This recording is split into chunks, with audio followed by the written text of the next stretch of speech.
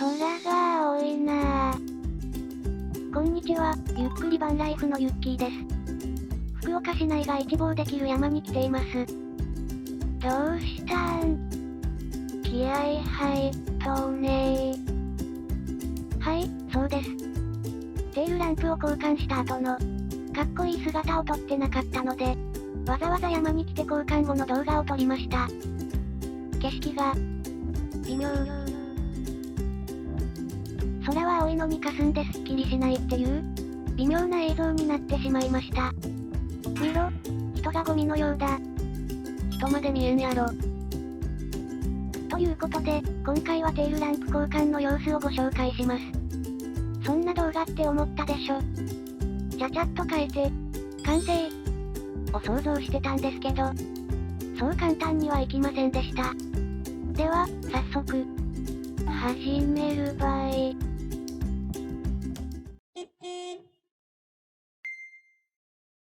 ドーン。また前回と同じ姿から始まりましたね。同じ動画かと思った。さて、今回はこのテールランプを交換して、かっちょよくしていきたいと思います。今ついているのが、2型の純正テールランプで、3型か4型から違う型になっているので、これを売ってもお金になりません。送料込みで1500円ぐらいかな。切ないねー。後ろのドアを閉めるとこんな感じ。この普通のテールランプを交換して、カバーをつけて、スタイリッシュでおしゃれな感じにしていきたいと思います。では、交換していきます。マッキー、テールをあっさり外しました。もう使うことのないテールをそっと置きます。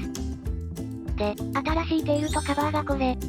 一緒になってますが、テールランプは以前にマッキーが中国でオーダーして作ったもので、在庫として持っていたものを今回プレゼントしてくれました。テールカバーは Amazon で11,980円で購入。マッキー準備良すぎて、もうすでにテールランプにカバーつけちゃってます。なので、あとは車に取り付けるだけなんですが、ここから苦労するので見ていてください。まずは配線。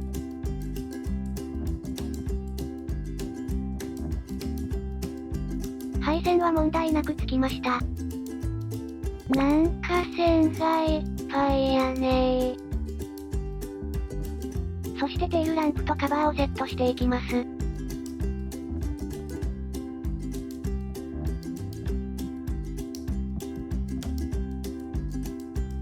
テールセットしたけどこれ取ってなかった。おっと、フィルムがついたままでした。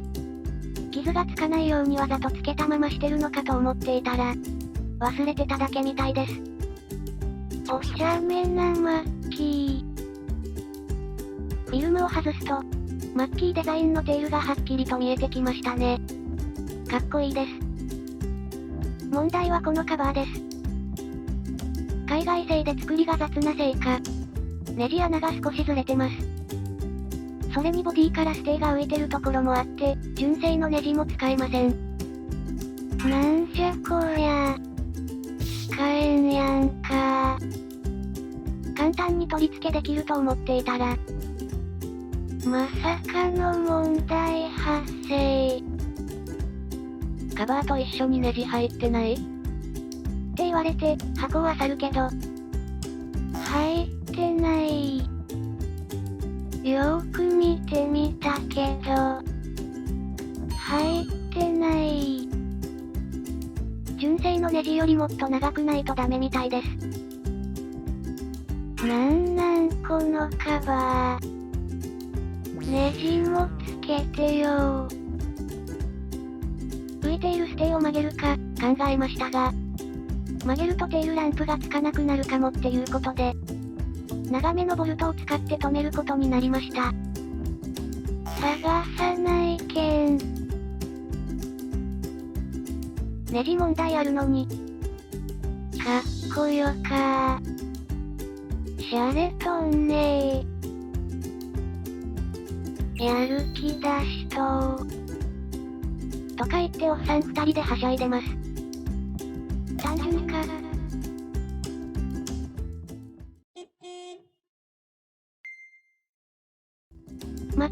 合うボルトがないか探してくれてます。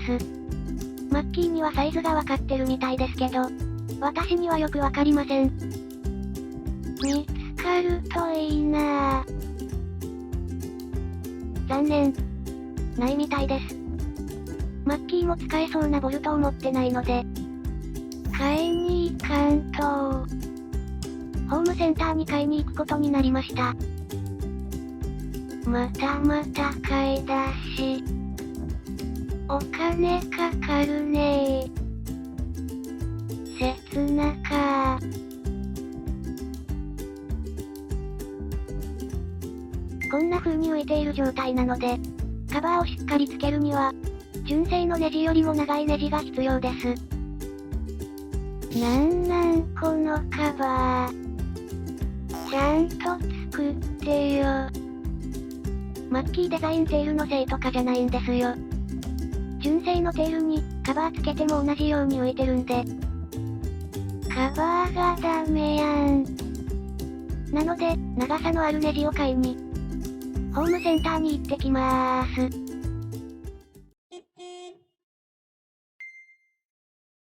買ってきました。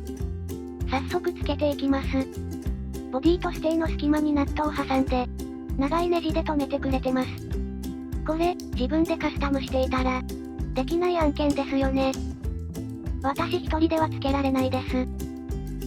プロに頼んでよかった。これで安心。テールもカバーも無事に、しっかりつけることができると思ったんですが。なんと。また問題発生。ぐふ。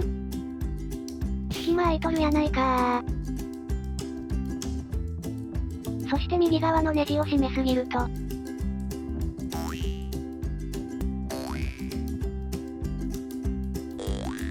テールランプのピンが外れる。